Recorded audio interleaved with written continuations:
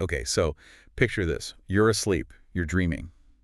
You're in a place that feels, incredibly real. Maybe the colors are sharper, or the gravity feels a little lighter. Mm-hmm. You wake up, and usually you just shake it off, just a dream, Oh, right? right. But what if I told you that according to this massive stack of documents we're looking at today, you weren't just hallucinating, you were commuting. You were visiting a specific mathematical coordinate in a parallel universe. It is a heavy concept to start with, isn't it? But that is the absolute core premise of the material we're covering today. It challenges the very definition of awake and asleep. It really does. Welcome back to the Deep Dive. Today we are tackling a dense, sprawling collection of writings by an author named Xu Feng.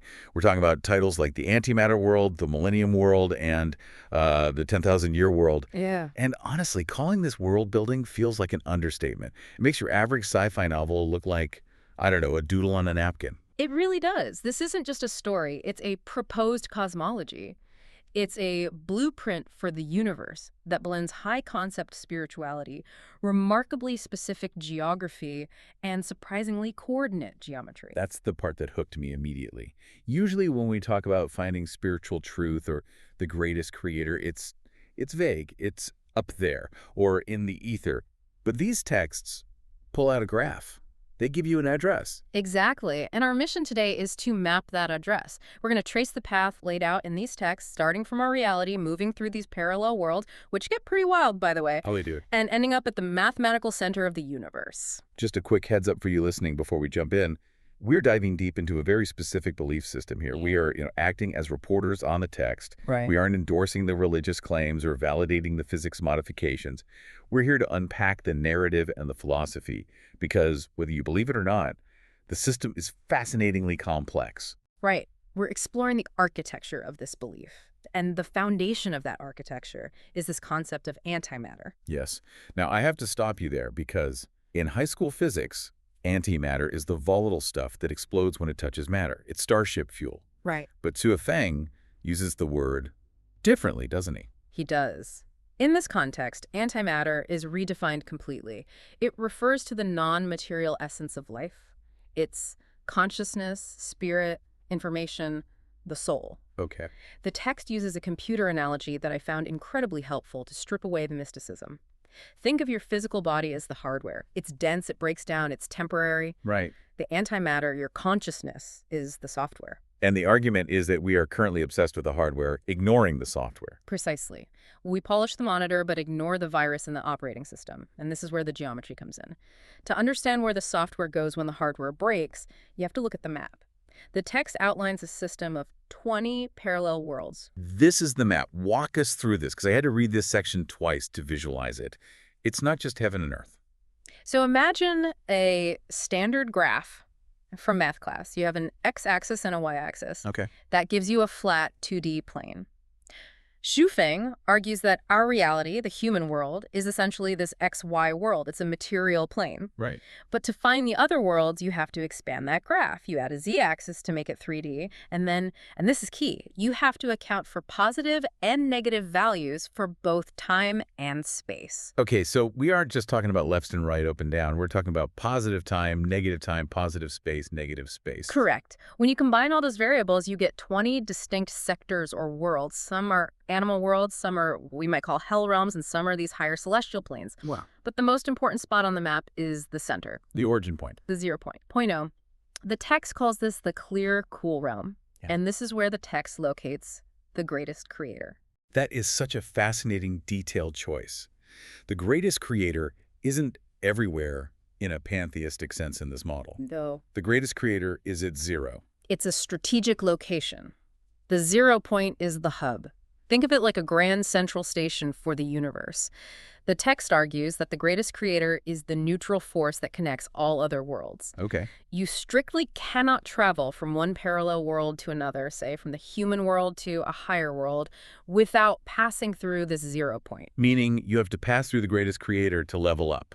It's the gateway. Exactly. It is the hub of all consciousness. So let's say we manage to access this software, this This antimatter consciousness. We want to leave the XY world. Where's the first stop? The texts talk about a stepping stone, right? Yes. The first major destination for an ascending consciousness is the millennium world. The logic being, I assume you live for a millennium. Yes. The average lifespan there is 1,000 years, and the text is oddly specific about the distance. It places this world exactly 960 light years away from Earth. Which is a massive commute. It would be if you were traveling by rocket. But remember, this is an antimatter journey. You travel via time tunnels, which the text describes as tunnels of consciousness. The speed of light is a limit for hardware, not software. Okay, so we beam our consciousness 960 light years away. Yeah. We arrive in the millennium world. What are we looking at? Because the description of the environment here is curated. It feels engineered. It really does. It's described as a paradise, but a very specific kind. Geographically, there are no oceans, only massive lakes. There are no deserts. And most strikingly, there is no sun. That stumped me. No sun. Is it dark? No, it's perpetually bright. The text says the light comes from other stars in the galaxy, providing a constant, shadowless illumination. So there's no day and night cycle. It's just being. Wow. And there's no rain either. How do the plants grow? It sounds like it would be a dust bowl. The text describes earth gas, or steam. Every 15 days, a mist rises from the ground to water the vegetation. It's basically a perfectly climate-controlled planetary greenhouse. It sounds pleasant, but maybe a little static, like living in a biosphere. Well, the society is what makes it dynamic. It is a completely classless civilization. There's no government, no police, no courts, and, importantly, no money. I feel like we hear no money in a lot of utopian fiction, but usually the question is, who does the dirty work? Who cleans the streets? Xu Feng addresses that. The claim is that in the millennium world, the concept of labor doesn't exist as we know it. People work solely for the joy of the activity. So you might just decide to build a road. Exactly. Or you weave fabric or build a house, but you do it because you enjoy the craft, not because you need a paycheck. And everyone is a vegetarian. Strictly. They eat fruits and these things called 3 immortal melons. The idea is that killing for sustenance lowers your frequency, so it's impossible to exist in this world if you eat meat. I want to dig into the social structure, specifically the relationships, because this is where the world building challenges our current norms the most. The text says, no marriage. No marriage, no traditional families at all. That's a big jump for most people. It is. The philosophy here is that the family unit, by definition, creates a barrier. It creates us versus them. It creates my child versus your child. Possessiveness. The text argues that this possessiveness is a root cause of suffering. So in the millennium world, children are raised communally. Everyone is everyone's family. And that extends to romantic relationships, too. It does. The text is quite explicit about this. It describes spaces called joy workshops. Joy workshops. It sounds a bit like an amusement park attraction, but it's not. No, it's not. It's an aesthetic space designated for sexual intimacy. But the framing is critical. It's not about lust or ownership. Right. The text calls sex in this realm sacred play. Since there is no marriage, there is no jealousy. Intimacy is viewed as a shared resource for happiness, like a public park or a library. There was a narrative example that illustrated this, right? The story of Huizi and Heng. Yes. It paints a picture of a very sensory, almost ritualistic experience. They travel to the 7 fragrance garden. They're welcomed with a dance. They bathe communally in the penetrating heart spring. The names are very evocative. They are, and the text emphasizes cleanliness and beauty. It's trying to strip away the shame or grit associated with sexuality in the human world and present it as pure aesthetics. Speaking of aesthetics and details, we have to talk about the toilet paper. I wondered if you'd bring that up. I have to. It's such a tiny, weird detail to include in a spiritual manifesto. It is, but it serves a purpose. The text describes shufu fragrance flowers. You take the large petals, dry them, and they become soft, hygienic tissues. And the trees that bleed rubber buckets. The silicon rubber tree, you cut the bark, the sap flows out, you mold it, and it dries into a waterproof bucket. Xu Feng is doing something very specific here. What's that? He's trying to show that this world is technologically complete, but the technology is biological. It's not factories. It's nature providing the infrastructure. It makes the world feel lived in. Like, okay, if I'm there for 1,000 years, I eventually need a bucket. Here's where I get it. Exactly. It grounds the fantasy. So the Millennium World sounds pretty great. A 1,000-year lifespan, free love, vegetarian buffet, perfect weather. But in this cosmology, this is just the minor leagues. It's basically the lobby. The next level up is the 10,000-year world. Even the name is an upgrade, and the scale of this place is mind-boggling. It's massive. The text claims this world is roughly 3,480 light-years away and is physically 16 times larger than Earth. 16 times the size. Gravity must be intense.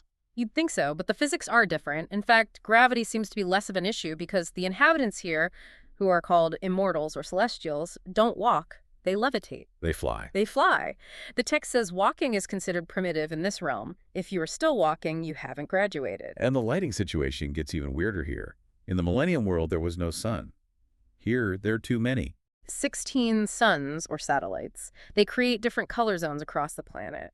But the most fascinating region described is the eternal night zone. This is my favorite visual in the whole script. It's striking. One of the satellites emits black light, essentially heat without visible illumination.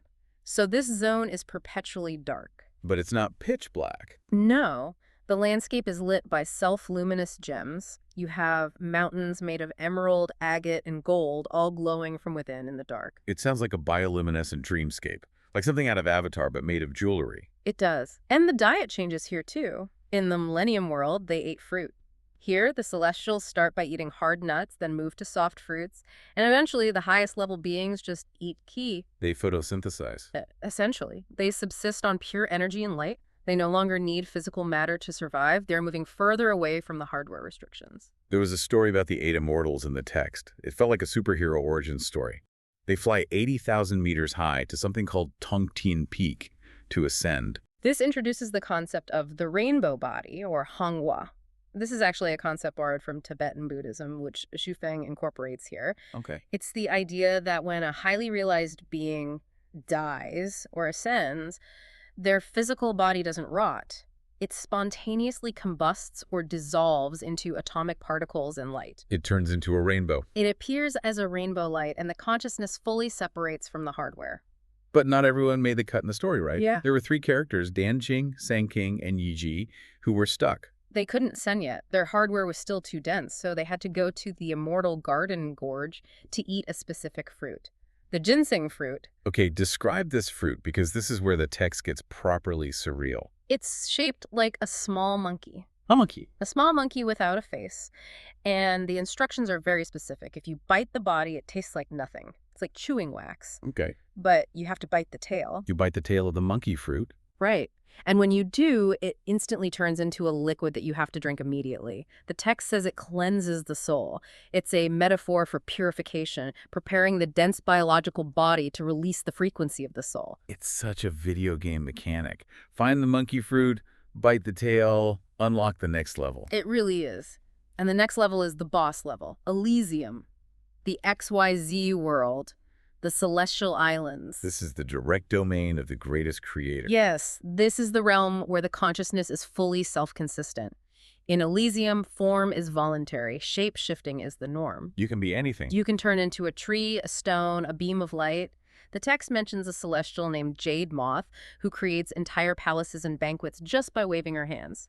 It is creation by will. This is where the text tries to bridge the gap between this high fantasy spiritualism and actual science. Right. And this is where I need you to help me out, because they bring up something called the angel particle. Right. This is a reference to the Majorana fermion. In theoretical physics, this is a particle that is its own antiparticle. Unpack that for us. Usually, matter and antimatter are enemies, right? Correct. Usually, if a particle meets its antiparticle, they annihilate each other. Boom, energy. But the Majorana fermion, the angel particle, is unique because it contains both properties in one stable unit. A stable duality. It is a stable duality. And Zhueqing uses this to explain the greatest creator. How so? He uses it to explain the state of perfection. He argues that the greatest creator and the high-level celestials are self-consistent.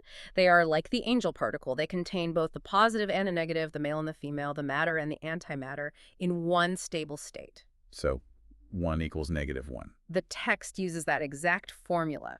1 equals 1 or 2 equals 0. So the greatest creator isn't a king sitting on a throne.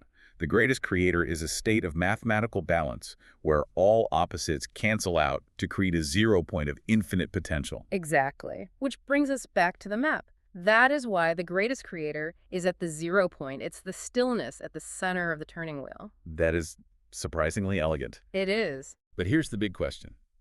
If these worlds exist, Millennium, 10,000 year, Elysium, and they are so much better than our XY world, why are we here? Why are we stuck in the mud? The text argues that the human body comes with 8 miracle programs installed, like spontaneous combustion or ultimate joy, but they're blocked. And the thing blocking them is the self, The ego. the ego, the attachment, the obsession with my family, my nation, my bank account.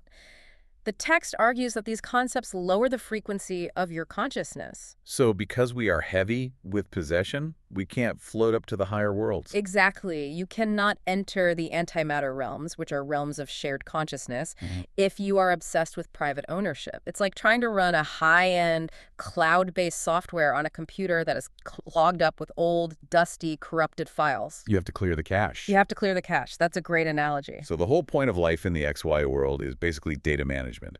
Deleting the junk files so you can upload to the cloud. That is the core thesis.